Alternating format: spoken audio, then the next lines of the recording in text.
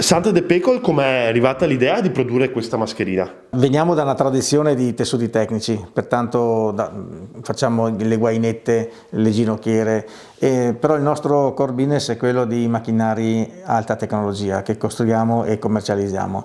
Ma per rendere l'idea di quello che fanno i macchinari, noi cerchiamo sempre di sviluppare dei tessuti tecnici all'altezza del macchinario e delle innovazioni.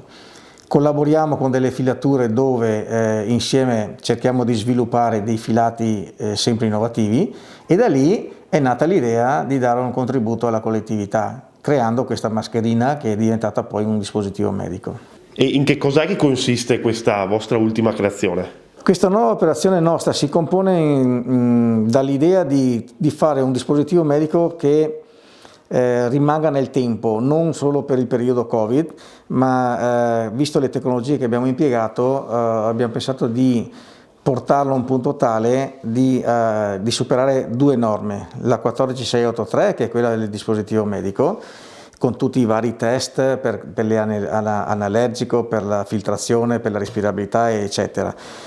Poi abbiamo aggiunto un'altra tecnologia che è la 18184, che è quella antivirale, anche perché stiamo parlando di virus in questo caso. Rispetto alle normali mascherine, questa è una mascherina particolare, che cos'è che ha di diverso e innovativo? Allora, partendo dal materiale abbiamo impiegato un poliamide con ioni d'argento intersecati. L'intersecazione di ioni d'argento conferisce alla mascherina proprietà batteriostatiche, dunque impedisce la proliferazione di virus e batteri presenti nella sua superficie. Successivamente interviene l'azione meccanica di un filtro in TNT che impedisce ai virus e batteri di trapassare all'interno della mascherina, e come ultimo livello di protezione abbiamo una tecnologia antivirale brevettata da noi che elimina tutti i virus e batteri presenti sulla sua superficie nell'arco di 2 ore. Inoltre l'abbiamo resa idrorepellente sia all'interno che all'esterno, dunque virus e batteri presenti nelle goccioline di un interlocutore non escono dalla mascherina e non entrano nella mascherina. Abbiamo cercato di rendere le nostre mascherine il più comodo possibile, prendendo per esempio tutti i disagi provocati dalle mascherine usa e getta. Gli elastici retroauricolari non causano irritazioni poiché sono composti in poliamide con ioni d'argento esattamente come il resto della mascherina.